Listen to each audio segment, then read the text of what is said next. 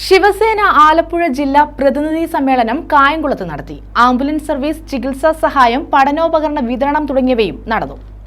ശിവസേന ആലപ്പുഴ ജില്ലാ പ്രതിനിധി സമ്മേളനം കായംകുളത്ത് നടത്തി.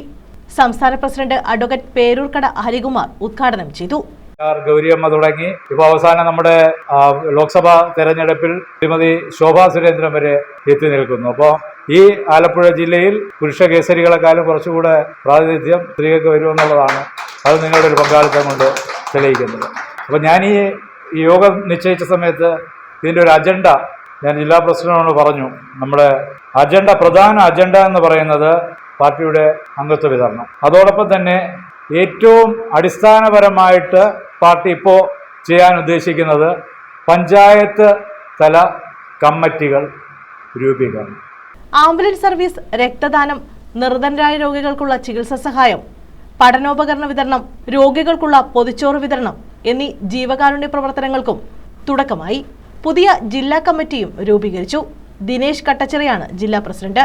കലേഷ് മണിമന്ദിരമാണ് ജില്ലാ സെക്രട്ടറി.